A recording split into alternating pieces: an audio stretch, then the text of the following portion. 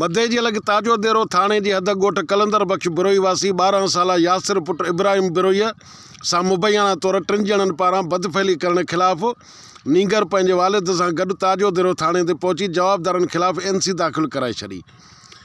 NC दाख़िल थियण बैदि पुलिस मुख ॼाणायल जवाबदार जे पीउ खे गिरफ़्तार करे लाकअप करे छॾियो।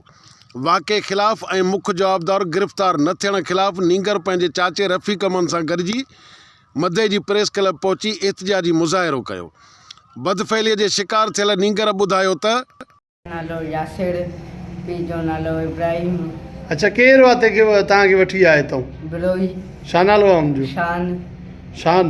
हाँ। पोइ तव्हांखे काॾे वठी आहे? और कच्चे में। तोसां ज़्यादती कई अथऊं? तव्हांजी रिकॉर्डिंग वग़ैरह कई अथऊं मोबाइल में? वीडियो भरियो अथऊं? हाँ। पुलिस हिन वक़्तु हुनखे गिरफ़्तार न कयो आहे? छोकिरे खे जंहिं ज़्यादती कई आहे हुनखे गिरफ़्तार न कयो अथऊं? उहो करे असांजे दिलि उहो करे उहो माण्हू करे त उहो बि असांजा माण्हू ज़ाहिर करे ॾेखारे असां जे मुक़ाबिले में इज़त सां न ईंदा असां हुननि सां जंग लड़ण तयारु आहियूं।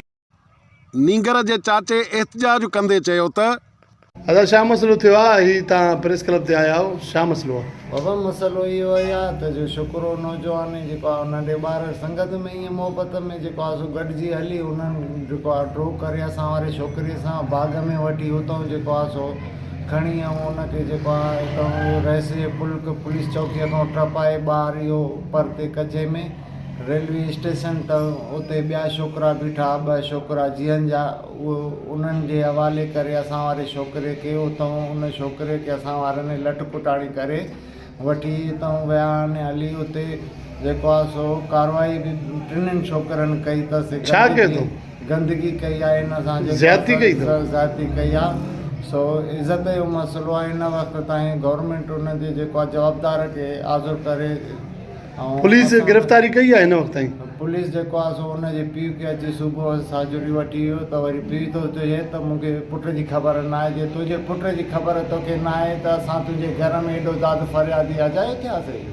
सही। असांजी इज़त जो मसइलो आहे बाबा। हे नंढो ॿारु मुंहिंजो बचो आहे। हिन वक़्तु असांजे नालो छा आहे हुनजो? पीउ जो नालो छा अथसि? हुनजे पीउ जो नालो सालिम अहमद आहे। पंहिंजो नालो हुनजो शान आहे ऐं 2 छोकिरा इहे वास्ते वारा अथसि जियान नामालूम आहिनि। हिन वक़्तु इहे असांखे जवाबदार पेश करे ॾियनि त असांजो हो बि माण्हुनि सां फ़ैसिलो ॻाल्हियूं थींदियूं सही जेको आहे सो।